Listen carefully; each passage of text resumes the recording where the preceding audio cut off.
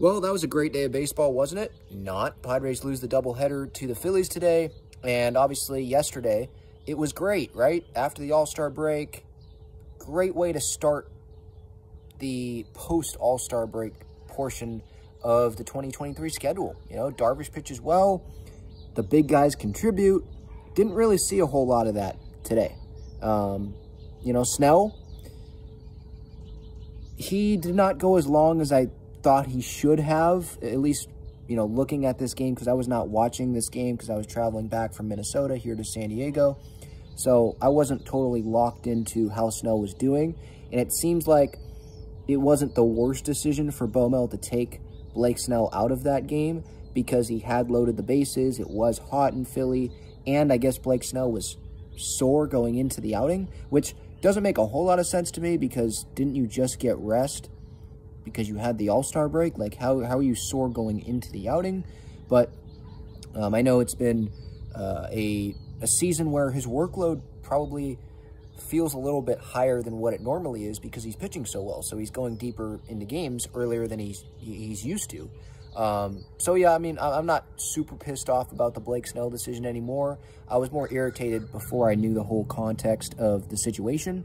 Bob Melvin said after the game that Snell was cooked.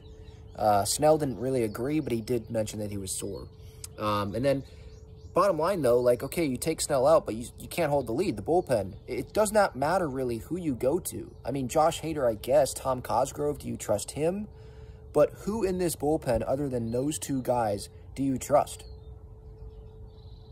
I mean, let me know in the comments. Like, who is that? I don't really trust anyone other than probably those two right now. I want to throw Steven Wilson in there, but even I think he gave up a run today when he came into the game. So, yeah, Nick Martinez comes in and gives up another beach ball home run. They have another lead. Manny has a home run. Can't hold that lead. Bryce had that little dribbler, beats the throw out. And then, obviously, they lose that game. And it feels like Kyle Schwarber just continues to kill this Padres team. Game 2, my expectations weren't very high because Ryan Weathers was pitching. I understand that the Padres wanted to go with Weathers or someone else other than a regular in the rotation for Game 2 because they didn't want two of their regular starters pitching on the same day because that would probably mess up the timing, even though there is an off day on Monday. And who knows when the heck Waka's going to come back. Maybe it's the Detroit series, so we'll see. But look, my expectations were low going into this second game. Padres get blown out. It wasn't pretty. Brent Honeywell stunk. Adrian Morejon gets hurt. Fernando gets hurt after a swing. He was running down the line, and I don't know what the injury is. We'll see what Baumel says or what one of the beat writers tweet after the game on Nando's status. We'll see what happens with Adrian Morejon. But yeah, things just not great. After a really good first game after the All-Star break, a game that they should have won, and that's just throw that game, the first game of this doubleheader, throw that into the category that has a lot of games in that category, by the way. That category is games they should have won. You look at some games in Pittsburgh, or especially that series finale in Pittsburgh, right? And I could go down the list. I mean, you can make the argument they should have won one of those games in Cincinnati.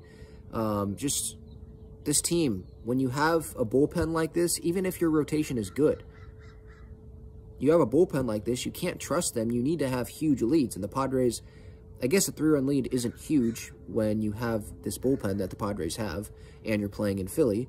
In Philly's lineup, it's a pretty good lineup. Yeah, really, really disappointing couple of games here for the Padres. Again, I'm not as disappointed in the second game here as I am in the first game because the first game, they had multiple leads. They should have won that game. And at minimum, they can still split the series because they can win tomorrow. But at minimum, have a 2-1 series lead going into this series finale. That's what should have happened. Okay, if you can't win both games, I get it. Weather's on the mound in Game 2. Okay. But to not win Game 1, that's so frustrating. And I can't wait to see Robert Suarez. He can't come soon enough. And I know he's not a guarantee to be the Robert Suarez of last year, but I'd like to see what he can give this Padres team because the bullpen it's a weak spot right now. It really, really is. And we'll see if the Padres are buyers at the deadline. Because, look, if this month goes south, doesn't go the way that we want it to, I think it's the smart thing to not be a buyer, because the team hasn't shown the front office that they deserve to be buyers, you know? Now, what the front office will do is, and what they should do, those are two different things.